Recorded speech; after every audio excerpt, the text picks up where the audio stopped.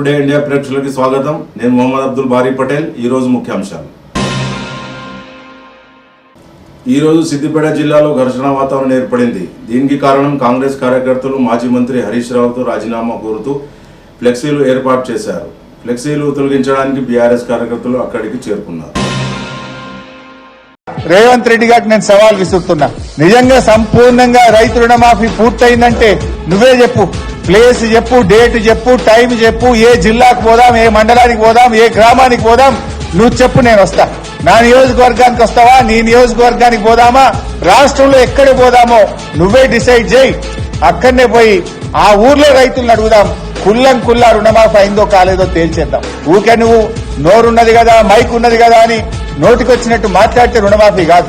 పోదాంపా, ఏ ఊరికి పోదామో, ఏ ఊర్లో పోయి అడుగుదాం రుణమాఫీ సంపూర్ణంగా అయిందా కాలేదా. నువ్వు చెప్పిన ప్రకారంగా 15 ఆగస్టుకు ఆ గ్రామంలో రైతులందరికీ రుణమాఫీ అయిందా లేదా, మరి అక్కడనే పోయి అడుగుదాం. అంతకుముందు అసెంబ్లీ సెషన్లో మాజీ మంత్రి హరీష్ రావు వ్యవసాయ రుణ మాఫీపై ముఖ్యమంత్రి రేవంత్ రెడ్డికి ఛాలెంజ్ విసిరారు.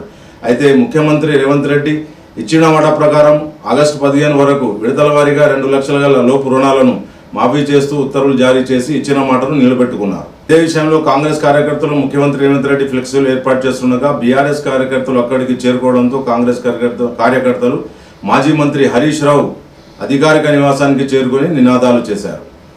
తర్వాత మాజీ మంత్రి హరీష్ రావు విలేకరులతో మాట్లాడుతూ, ఒక ఎమ్మెల్యేకే రక్షణ లేకుండా పోయిన ఈ ప్రభుత్వంలో సామాన్యులకు ఏం రక్షణ ఉంటుందని అన్నారు. ఈరోజు ఆసిఫాబాద్ జిల్లాలోని వడ్డెనవాగు ప్రాజెక్టు గేట్లను అధికారులు తెరిచారు.